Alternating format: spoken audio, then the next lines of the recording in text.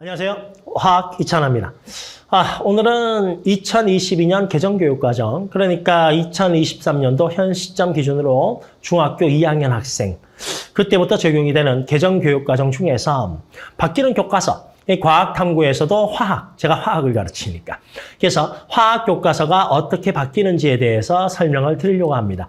전체 영상은 총 3부작으로 지금 계획 중인데, 오늘 이 시간에서는 교과, 화학, 그러니까 지금은 우리가 화학 1으로 불리고 있지만 개정 교과에서는 화학으로 바뀌게 되죠. 그래서 그 화학에 대해서 현행 교과서는 어떻게 돼 있고 그리고 개정 교과서는 어떻게 바뀌느냐. 그거에 따라 가지고 제일 궁금한 건 공부할 때 내가 난이도가 좀 더 올라가느냐 떨어지느냐. 그리고 각 단원별로 어느 파트가 좀 어렵냐.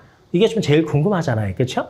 그래서 거기에 포커스를 맞춰서 진행을 하고 아마 요 다음 2부에서는 그렇다면 우리가 앞으로 공부를 어느 파트를 집중적으로 어떻게 공부를 하면 될 건지 또는 내가 학습 커리큘럼을 짤 때 어떤 식으로 커리큘럼을 짜면 좀 좋을지 하나의 예시를 드는 걸로 이제 2부를 준비를 하고 그리고 마지막 3부는 현재는 2라고 부르잖아요. 그렇죠? 물리학 2, 화학 2에서 이제 개정 교과에서는 2가 사라지고 화학 2 같은 경우는 2개로 물리학 2도 2개로 다 쪼개지게 됩니다. 그러니까 이제 기존에 물투, 화투, 생투, 지투 4개가 이제는 2개씩 다 쪼개지니까 총 8개 과목이 되죠. 그래서 진로 선택 과목 그중에서 화학의 진로 선택 과목에서는 어떤 내용들이 있고 그리고 어떤 걸 선택했을 때 공부하기가 좀 더 유리한지에 대해서 그걸 제가 이제 3부로 준비를 하려고 합니다. 여튼 오늘은 이제 교과 과정 화학 일반 교과 선택에서 일반 선택 과정에서 이제 교과 과정에 대해서 분석을 먼저 들어가려고 하는데요. 일단은 바뀐 교과서를 먼저 보기 전에 현재 진행되고 있는 화학 교과서. 그러니까 지금 뭐 중학교 2학년 학생, 빠른 학생들 같은 경우에는 지금 중학생인데도 화학을 이제 미리 공부를 하고 있을 거 아니에요. 그렇죠? 바뀌는 교과서에서 어떤 내용들이 좀 어려웠고 그리고 어떤 내용들이 이제 개정 교과에서 바뀌고 이 부분들을 설명을 좀 드릴 거예요. 이때 여러분들은 포커스를 어떤 내용이 단순히 들어오고 나갔다 보다도 일단 현행 교과 과정에서 어느 부분이 공부하기가 어렵고 어느 부분이 공부하기가 좀 더 쉬웠는데 그리고 바뀐 교과 과정에선 어려운 부분은 어떤 것들이 남아있는지 그리고 좀 쉬운 부분은 어떤 것들이 남아있고 또 어떤 게 사라졌는지 뭐 그렇게 이제 그 관점을 거기에 딱 두고 보시는 게 어떨까 싶어요. 현행 교과 과정입니다. 전체 화학은 현행 교과도 1부터 4까지 4개 단원, 그리고 개정 교과도 전체 4개 단원으로 구성이 되어 있죠. 그 중에서 일반적으로 1학기 중간고사가 1학기 기말이 2, 그리고 2학기 중간이 3, 그리고 2학기 기말이 4. 화학은 이렇게 4개 단원으로 구성이 되어 있어가지고 뭐 물리학은 3개 단원이죠. 그리고 생명은 5개, 지학도 3개던가요? 그거에 비해서 중간 기말 범위가 대충 좀 예쁘게 좀 잘리는 경향이 있어요. 그러다 보니 단원별로 학습의 난이도가 좀 다를 거 아닙니까? 그렇죠? 따라서 중간 기말의 그 시험 난이도도 좀 달라요. 그 중에서 공부하기가 좀 어려운, 그러니까 시험에서 조금 어렵게 출제되는 단원이 어디냐 하면 여기 1단원하고 4단원입니다. 우리 이렇게 생각하셔야 돼요. 1단원과 4단원이 개념의 양이 많아서 어려운가? 또는 1단원과 4단원이 개념이 너무 어려운 개념을 다뤄서 어려운가? 아니에요. 그 교과서에서 다루는 화학원 개념 자체는 어렵지 않습니다. 그리고 화학원은 다른 과목들에 비해서 개념의 양이 적어요. 상당히 적습니다. 현행 교과 과정에서 물리학보다 개념의 양은 더 작다라고 보셔도 될 정도예요. 자, 그러면 개념이 어려운가? 아니죠. 개념은 어렵지 않아요. 그런데 왜 그럼 1단원과 4단원보다 개념의 양은 2, 3이 더 많고요. 그리고 좀 더 어려운 개념? 오히려 2단원의 전자배치나 오비탈 이쪽이 개념이 더 어렵죠. 개념 자체는. 그런데 왜 1과 4가 더 공부하기가 어렵냐 하면 맞습니다. 문제풀이에요. 그러니까 일단 수능에서는 1등급을 나누기 위해서 킬러로 주로 어떤 문항들을 활용을 하는가 보면 1단원에 있는 화학반응식과 용액의 화학반응식과 양적관계 그리고 중킬러에서 킬러 왔다 갔다 하는 화학식량과 몰 그 다음에 여기 4단원에선 중화반응과 양적관계 현행 교과 과정에서는 이 3가지가 킬러 역할을 하고 있습니다.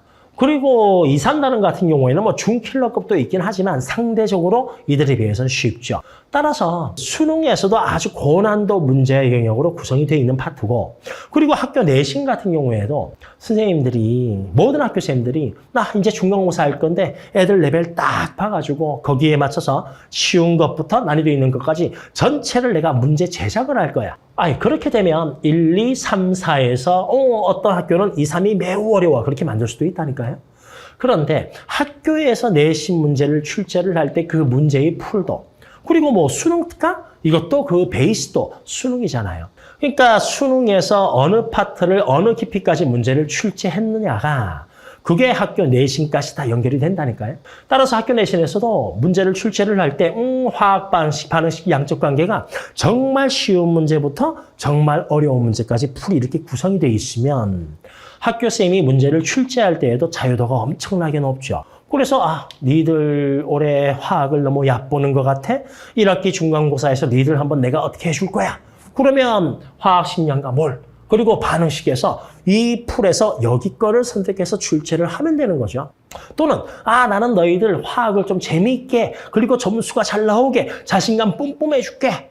그러면 이 풀에서 이쪽 파트를 출제하면 되는 거고. 그런데 그거에 비해서 2단원 그리고 3단원 같은 경우는 문제풀이 정말 쉬운 건 유지가 있는데 진짜 어려운 레벨이 이 정도예요. 이 정도니까 이 내에서 출제를 하니까 상대적으로 1학기 중간고사 1단원은 공부하기 어렵다. 왜냐하면 목표가 학교 시험이 뭐 이렇게 쉽게 나올지 어렵게 나올지 알 수가 없잖아요. 그러면 내가 일단 목표가 1등급이라고 하면 여기 레벨에선 여기까지는 공부를 할 거 아니에요. 그렇죠? 이거는 비단, 바뀐 교과 과정에서는 A, B, C, D, 옛날에 수미양가처럼 그렇게 A, B, C, D 5개로 나눈다고 해도 A 맞으려고 공부를 하려면, A를 내가 맞기 위해서 공부를 한다면, 그렇죠. 이 레벨까지는 공부를 해야 되는 거니까. 따라서 1단원이 내용의 양은 너무너무 적지만 공부의 깊이는 엄청나게 깊다는 겁니다. 마찬가지로 4단원 같은 경우에는 1단원보단 개념의 양이 한 2배가 돼요. 그런데 그 중에서도 내용이 문제의 레벨이 아주 깊은 영역이 있죠. 중화 반응과 양적 관계. 따라서 이 1단원과 4단원이 공부하기가 매우 어렵다는 거죠. 그 결과 1단원에선 학교 평균이 엄청나게 나오고, 그리고 2단원부터 평균 점수가 올라가면서 3단원에서는 정말 쉬운 3단원에서는 거의 그냥 점수 자체가 인플레를 찍는 학교들이 꽤 있죠. 그러니까 내가 실수로 한 개 틀렸어. 그랬더니 3등급이래. 현재 이 시점에선 그게 가능한 게 바로 3단원이에요. 그리고 이제 상당수 내가 미리 공부를 한다든지 학원 등등에서 대비를 할 때 4단원은 3단원 끝나고 4단원까지 대비 기간은 꼴랑 8주. 그 짧은 기간 동안에 양은 많고, 그리고 아주 어려운 문제까지 커버를 해야 되니까. 그래서 여름부터 우리가 시작을 하자 하는 게 바로 4단원 되는 겁니다. 이게 현행 교과 과정이에요. 그러니까 요약을 하면 어렵고, 쉽고, 그 다음에 어렵고, 이렇게 구성이 돼 있죠. 근데 이제 이게 교과서가 바뀌게 되면 첫 번째로 쉽고 2단원이 통째로 사라집니다. 그러니까 2단원에서 원자의 구조, 전자 배치, 오비탈 개념 자체는 진짜 어렵죠. 그건 이해하는 게 아니에요. 양자수, 그거 이해 못 합니다, 그거는. 근데 그게 통째로 다 사라져요. 주기적 성질? 이게 IQ 테스트 하는 것 같은 문제? 그것도 통째로 다 사라져버려요. 그리고 4단원 중에서도 일부가 사라지는데 4단원 중에서도 어려워요. 중화 반응 어렵고요. 그 다음에 쉽습니다. 그 쉬운 게 사라져요. 그러니까 요약하면 현행 교과서에서 개정 교과 과정으로 넘어갈 때 어려운 게 사라지는 게 아니고 정말 쉴만한, 그냥 대충 내가 공부를 조금 내가 1단원 화학을 완전히 망쳤어도 점수를 올릴 수 있는 2단원 통째로 사라지고, 4단원에서도 그냥 사실 이거는 현장에서 수업을 진행하면 2시간이면 충분히 커버할 수 있는 내용이거든요. 그것도 통째로 사라졌다. 그러니까 한마디로 쉬운 부분이 사라졌다. 근데 사라지기만 하진 않겠죠. 새로 뭔가 들어올 거 아니에요. 그렇죠? 따라서 그러면서 다른 단어는 어떻게 됐냐 하면, 여기 3단원은 통째로 그대로 2단원으로 단원 제목만 바뀌었습니다. 3에서 2로 바뀌었다. 이 정말 쉬운 3은 유지가 되고 있구나. 그게 2단원. 그러니까 시험으로 따지면 1학기 기말고사 그 정도 되겠네요. 그래서 1학기 기말고사는 좀 쉽게 유지가 되고 있다. 그리고 여기 쓰지는 않았지만 1단원에서 농도 파트는 이렇게 싹 이동이 하나 되고 그리고 이제 4단원에서 요게 사라진 대신에 여기 동적 평형 애가 3단원으로 가요. 그러니까 1단원 유지, 농도만 빠지고 농도는 4로 이동되고 그리고 N은 2단원, 그리고 N은 4단원인데 3단원이 하나 싹 생기는 게 동적 평형. 그런데 요 내용 하나만, 그러니까 동적 평형 중에서도 양이 제목만 이렇게 짧은 거고 동적 평형도 가역 반응 있죠? 동적 평형 특징이 있죠? 상평형, 요해 평형 있죠? 그리고 물의 자동 이온화가 있는데 그 중에서 요 앞부분만 가역 반응과 동적 평형 그 개념만 3단원 그러면 양이 너무 적잖아요. 그렇죠? 그걸로 하나의 단원 구성하기가 너무 양이 적으니까 거기에 내용이 하나가 더 추가가 됩니다. 이게 이제 우리가 궁금한 거죠. 무엇이 추가가 되었는가? 그래서 이제 두 번째는 개정교육과정이 그러면 개정교육과정에서 화학이 어떤 내용으로 1부터 4까지 내용을 채웠는가를 지금부터 한번 살펴보면 1단원은 유지예요. 딱 하나 아까 말씀드렸지만 몰 농도, 용액의 농도가 이렇게 해서 4단원으로 오게 됩니다. 그리고 아까 말씀드린 대로 4단원 나머지 유지예요. 거기에 있는 동적 평형 내용 요소 하나만 이렇게 3단원으로 이동. 그러면서 여기 있는 요 파트가 그렇죠. 평형 상수. 기록해야 돼요. 평형 상수, 평형 이동, 평형 이동의 법칙. 이렇게 묶어가지고 화학 평형이라 부르는 거죠. 화학 평형. 요 파트가 들어오면서 하나의 3단원 구성.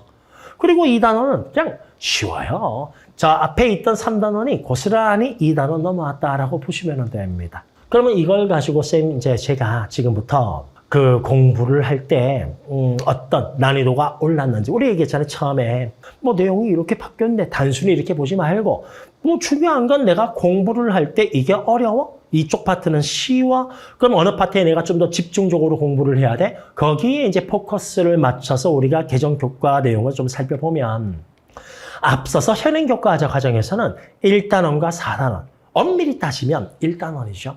이 1단원 내용을 주구장창 파는 게 중요했어요. 그러고 나서 나머지 4단원은 여름부터 해서 준비해도 됐고 또는 내가 선행을 한다 치면 2, 3단원 같은 경우는 쓱 보고 나중에 또 편안하게 쓱 보고 몇 번씩 덧칠하는 느낌? 그러면서 그 개념이 계속 입혀지는.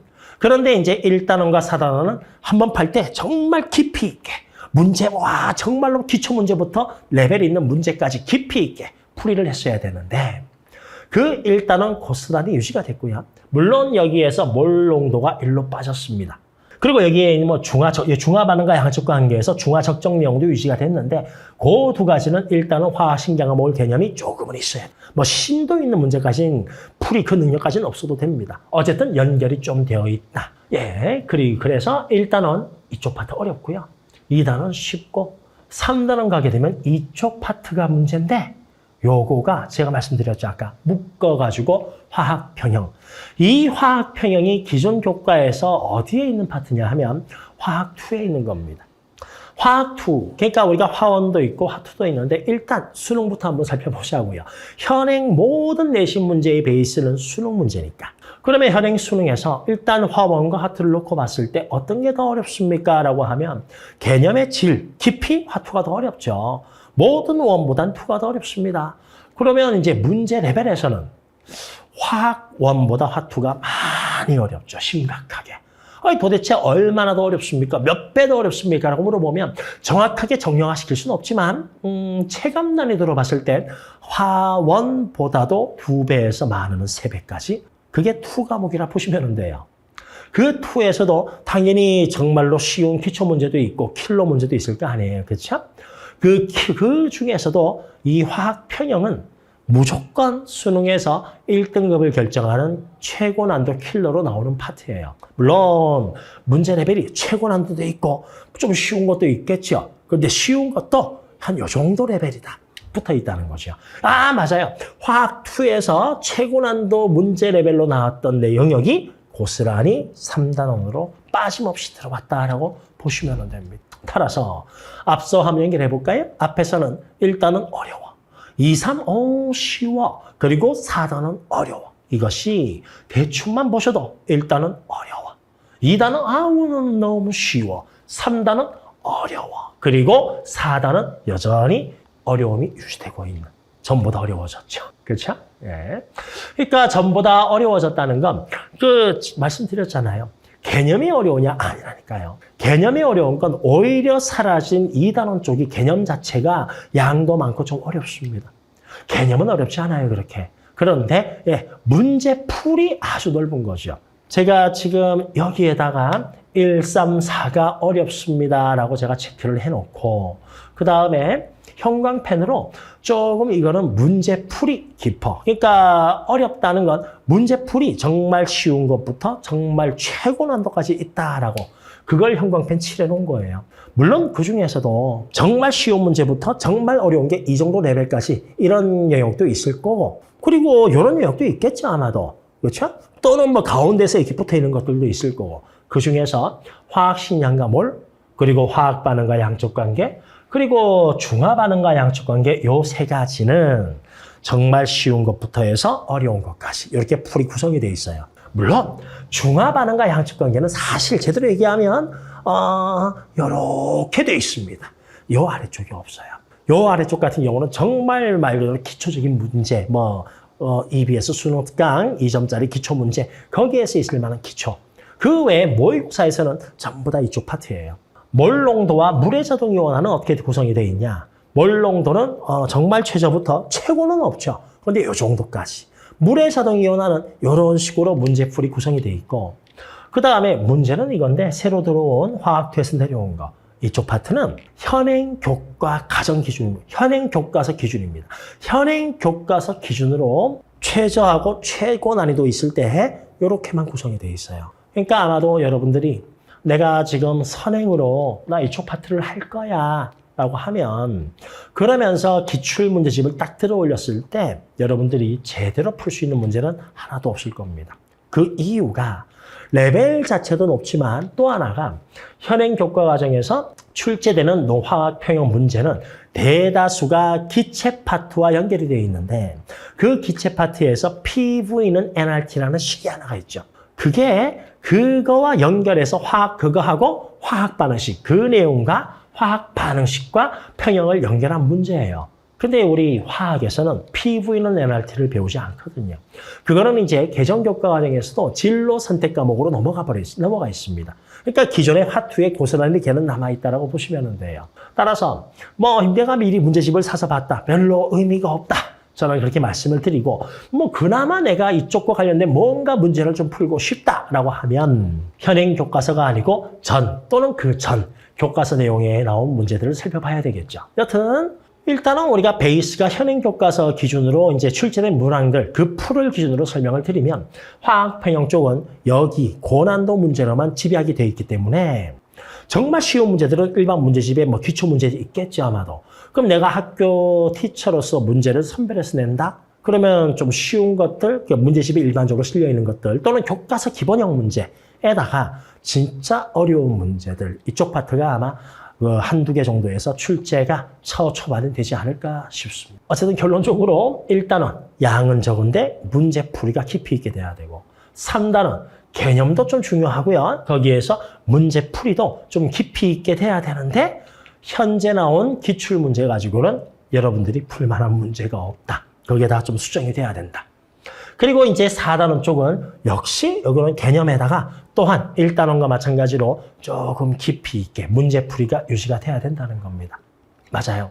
어려워졌습니다. 전보다 내용이 좀 더 공부하기가 좀 더 어려워졌다. 개념의 양은 좀 준 것 같은데 그걸 내가 완전히 내 걸로 소화시키기에 그리고 내신에서 내신에서 어느 정도 레벨로 문제를 낼지는 알 수는 없잖아요. 그렇죠? 수능은 우리가 예측할 수 있을 것 같아요. 그러니까 수능이 절대평가로 진행이 된다. 거기에서 일반 선택 과목인 화학이 과학탐구에서 선택 과목인데 이거 절대평가야 라고 하면 현행보다는 많이 쉬워지겠죠. 그런데 내신은 예측이 안 되잖아요. 그거는.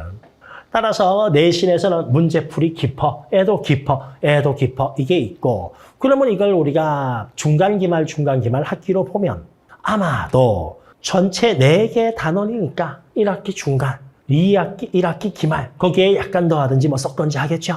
그리고 2학기 중간 그리고 2학기 기말에서 1학기 중간 어렵고요. 그리고 2학기는 내도록 고생 좀 한다라고 보시면 되겠습니다. 여튼 간에 여기까지 한 내용들을 가지고 다시 한 번 더 전체 요약을 제가 한 번 더 해드리면 개념의 양은 네, 맞습니다. 확실히 줄었습니다. 개념의 양은 확실히 줄었다니까요.